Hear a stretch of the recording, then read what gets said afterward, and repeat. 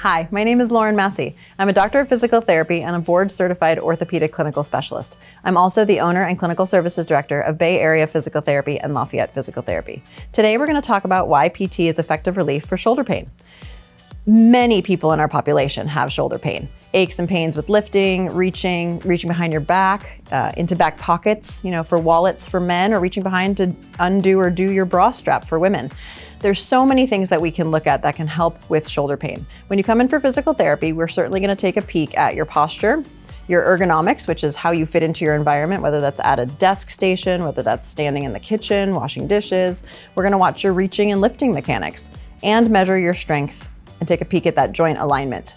There are many structures in the shoulder that can cause pain or be affected for patients that limit their ability to function and lift and reach with the shoulder.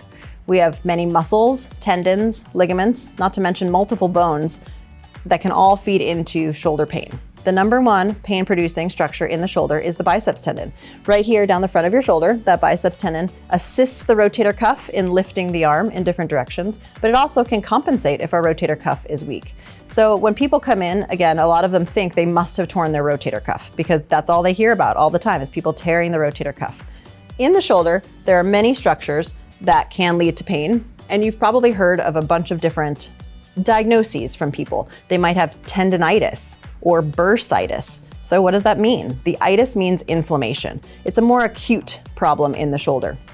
Tendons connect muscles to bone, and the bursa sits right in there. And there's many bursa throughout the shoulder, but the most common sits right between the ball and socket joint. And when you go to lift your arm out to the side, and if you have poor alignment or poor strength and mechanics, you can cause some pinching, and that can pinch on the tendons, the bursa, and cause that itis.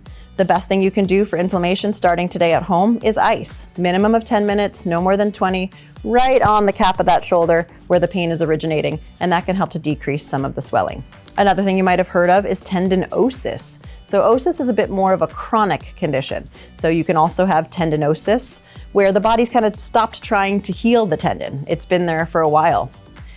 Impingement, some of you might have heard of that. That is the pinching that I was just talking about. When you lift your arm out to the side, if that ball and socket don't glide just perfectly, things pinch. Usually those people don't have much pain lifting their arm down here, but when they get in this middle range arc of motion, they get some pinching. Might get a little better, and then at the very top, it might pinch again, kind of right where the ball and socket meet there.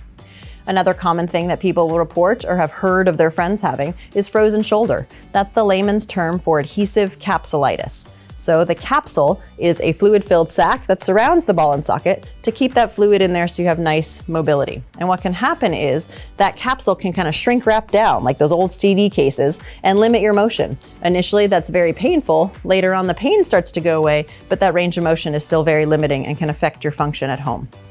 Obviously, then there are rotator cuff injuries. The rotator cuff actually has 4 muscles involved, so you have the potential for 4 tendons or muscles that can be injured. Again, not all the time does that mean that there is a tear, and even if there is a tear, you might not need surgery for it. So that's where we do want you to reach out to your physical therapist to see, based on the things you need to get back to doing, if surgery is actually required, or if we can stick with that non-operative conservative care option. Lastly, I would say arthritis, right? Wear and tear. You can get arthritis everywhere. Shoulder is not exempt from that. But what we do want to try to prevent is that shoulder replacement, if possible. Physical therapists have the training to identify if your progress through these different conditions is on track and matches what we think is going on. Through all of our testing, we want to get to the root cause to make sure we're treating the right structure involved. And then as we take you through your customized plan of care, if things are progressing as expected, wonderful, we're going to get you back on track as soon as possible. If things seem to stray or you're not progressing the way you want, we also can make appropriate referrals, maybe back to a physician, to discuss whether you do need medications, injections, and surgeries. But obviously, we want to try to avoid all that if possible and get you back to normal without those things. If you'd like to reach out today to a physical therapist for a complimentary consultation or evaluation, please call our front desk.